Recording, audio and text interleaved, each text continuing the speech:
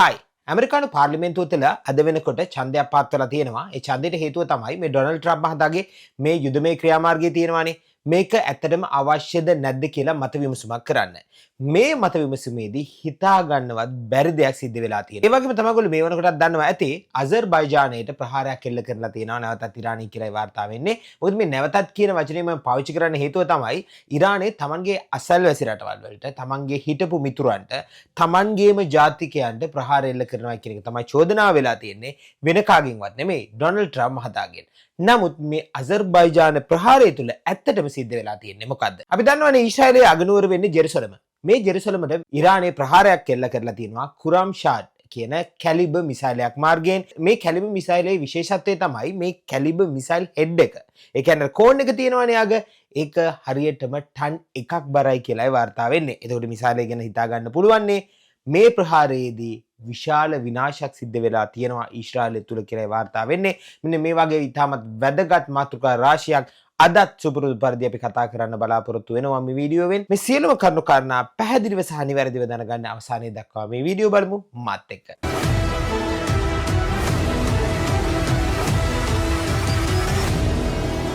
Hi අදත් මගේ යාළුවෝ සියලු දෙනා නිමල් YouTube channel එකට welcome කියලා පිළිගන්නවා. ඔයාලා තාමත් අපේ channel එකේ videos බලන්නේ channel එක subscribe කරලා නැතුව නම් අදම channel එක subscribe කරලා bell button එකත් click කරලා තියාගන්න අමතක කරන්න එපා. මොකද ඔයගොල්ලන්ගේ එක subscription එකක් උනත් මට ගොඩාක් වටිනවා කියන එක මතක තියාගන්න.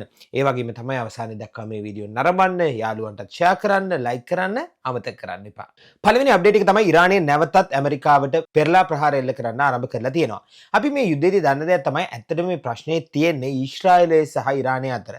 ඇමරිකාව කොහොමද සම්බන්ධ වුණේ කියන එක කාටවත් හරියට දන්නේ නැහැ. හැබැයි ඩොනල්ඩ් ට්‍රම්ප් මහතා නම් කියන්නේ මම මේ යුද්ධය ආරම්භ කරේ ඉරානයේ තියෙන මේ දීර්ඝකාලීන මේ පාලනය නැති කරලා, කියන්නේ කොටු වෙලා ඉන්න ජනතාවට නිදහසක් ලබා දෙන්න කියලා. හැබැයි බොහෝ දෙනෙක්ගේ මතය වෙලා තියෙන්නේ කුකුල් කූඩුව අධ්‍යා බලලා මේ කුකුල් කූඩුවේ අයිතිකාරයාගෙන් මේ කුකුල්ලු ටික බේරගන්න උත්සාහ කරන්නේ නරියෙක්. ඇයි මේ නරියට මේ කුකුල්ලු ගැන මෙච්චර ආදරේ කියන එකයි හැමෝගෙම ප්‍රශ්නාර්ථය වෙලා තියෙන්නේ. හරි. ඒක කෝක කෙසේ වෙතත් මෙන්න මේ විදිහට ආරම්භ කරපු මේ යුද්ධය, මේ ව්‍යවසනය අනිවාර්යයෙන්ම තමන්ට ජයග්‍රහණය කරන්න බැරි බව ඉරානය උනත් දන්නවා. නමුත් තමන්ගේ සුප්‍රීම් ලීඩර්ව මරමුවට පත් කරලා ඝාතනය කරලා තමන්ගේ රටට නින්දාවක් කරපු මේ ඇමරිකානු ජාතිකයන් ඊශ්‍රායල ජාතිකයන්ට විරුද්ධව තමන්ට හැකිතාක් තමන් සතු ආයුධ තියෙන තාක්කල් ප්‍රහාර එල්ල කිරීම තමයි ඉරානයේ අරමුණ වෙලා තියෙන්නේ. මෙන්න මේ විදිහට කරපු ප්‍රහාරයන් වලින් ඇමරිකා එක්සත් ජනපදයට නෞකාවක් ගිනිබත් වෙලා තියෙන ආකාරය අපිට දැක බලා ගන්න පුළුවන්. මේක ඇත්තටම විශාල පාඩුවක් ඇමරිකා එක්සත් ජනපදයට. මෙන්න මේ විදිහට ඉරානයේ Taman ප්‍රතිප්‍රහාර එල්ල කරන්න ආරම්භ කරලා මේ වෙනකොට දරුණු විදිහට, කියන්නේ මාරාන්තික විදිහට ප්‍රහාර එල්ල කරනවායි කියලා වාර්තා වෙලා තියෙන්නේ. කලින් වීඩියෝදී අපි කතා කරා මේ ඉරාන ජාතිකයන් විශේෂයෙන්ම අමුතුම විදිහේ මානසිකත්වයක් තියෙන උන්ට කාව හරි පරිගන්න අවශ්‍යයි කියලා හිතනවා නම් Tamanට සිද්ධ වෙන විනාශය ගැන ඔවුන් ඒ ගැන හිතන්නේ නැහැ කියලා වාර්තා වෙන්නේ. ඒට අනුකූලව තමයි ඉරානයේ මේ වෙනකොට ප්‍රහාර එල්ල කරමින් සිටින්නේ. ඉරානයේ නිර්දදිග අහසට ඇතුල් වෙච්ච F-15 වර්ගයේ ඇමරිකානු ගුවන් යානාවක්, යුද ගුවන් යානාවකට ඉරානයේ විසින් ප්‍රහාර එල්ල කරලා සහ මුලින්ම විනාශ කරලා දාලා තියෙනවා. මේ ඉරානයේ IRGC මේ වෙනකොට තහවුරු කරලා තියෙනවා Taman කරපු ප්‍රහාරයක් බව.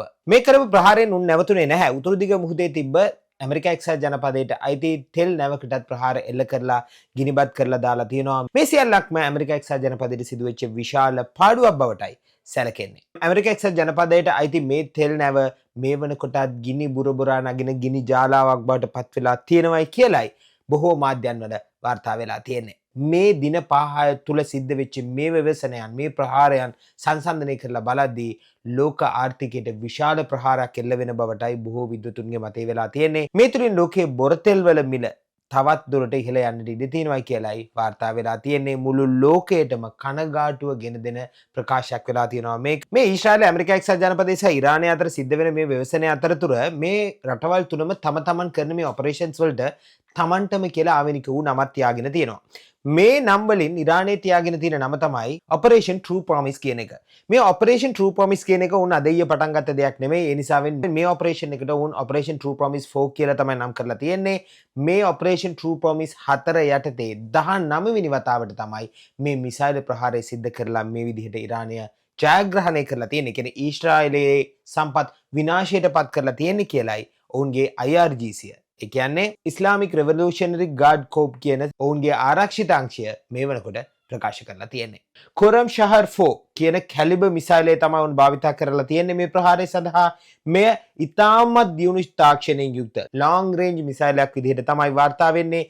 මේ වගේ Taman සතුව දහස් ගණන් විවිධාකාරයේ මිසයිල්ස් Taman සතුව තියෙන බවට මේ වෙනකොටත් ඉරානය කියන්නේ ඉතාමත් ආඩම්බරයෙන්. මේ මිසයිලේ කොටස් වෙන් කරනකොට අපි කියනවා මිසයිල් කෝන් එක කියලා. කියන්නේ මිසයිලේ හේතුව කියලා කියමුකෝ අපි සිංහලෙන්. මේ මිසයිලේ කෙලවරේ කෙලවර කොටස පමණක් ටන් එකක් බරයි කියලායි වාර්තා වෙන්නේ. එතකොට මුළු මිසයිලය ගැන කවර කතාවද? මේ මිසයිලෙන් තමයි ඔවුන් මේ ප්‍රහාරය කරලා තියෙන්නේ. ඊශ්‍රායලයේ ගුවන් හමුදාවට අයත් 27 වෙනි රෙජිමෙන්ට් එකට තමයි මේ ප්‍රහාරය වෙලා තියෙන්නේ. මේ ඊශ්‍රායලයත් අහුරු කරලා තියෙනවා ඇත්තටම උන්ට ප්‍රහාරයක් සිද්ධ වෙච්ච බව. මේ මිසයිලය විතරක්ද උන් යොදාගත්තේ මේ ප්‍රහාරය සඳහා? ඇත්තටම නැහැ. ඉරානයේ ඩ්‍රෝන යානා භාවිත කරනවා ප්‍රහාරයන් සඳහා කියලා අපි දන්නවා. මේ වෙනකොට සුයිසයිඩ් ඩ්‍රෝන යානා පව උන් භාවිත කරනවා කියලායි වාර්තා වෙන්නේ. ඒ කියන්නේ මරාගෙන මැරෙන මිනිසුන් වගේ මරාගෙන මැරෙන ඩ්‍රෝනත් උන් භාවිත කරනවා.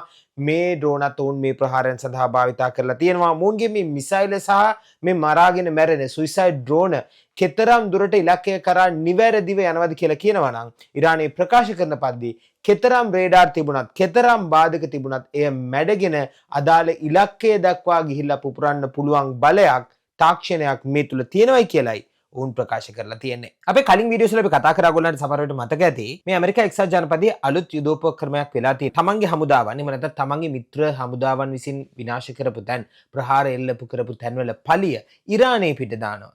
දාලා කියනවා දැක්කන්නේ ඉරානයේ තමන්ගේ මිත්‍ර රටවල් වලටම ගැහුවා අපි ගැන කවර කතාවද මෙන්න මේ වගේ දේවල්. මොකද හේතුව තමයි මේ අසර්බයිජානයේ සිද්ධ කළ ප්‍රහාරයත් ඔවුන් පලිය ගිහිල්ලා දාලා තියෙන්නේ ඉරානයේ පිටට. නමුත් ඉරානයේ මේට සම්පූර්ණයෙන්ම තමන්ගේ විරුද්ධත්වය ප්‍රකාශ කරලා තියෙනවා. ඒ වගේම ප්‍රතික්ෂේප කරලා තියෙනවා මේ චෝදනාව. මේ හැබැයි මේ අසර්බයිජාන් ප්‍රහාරය ගැන තවදුරටත් කතා කරනවා නම් මේක සාමාන්‍ය ප්‍රහාරයක් විදිහට නෙවෙයි සඳහන් වෙන්නේ. අසර්බයිජානයේ නකජිවා වල පිහිටි එයාපෝට් එකේ තියෙනවා මිලිටරි බේස් එක.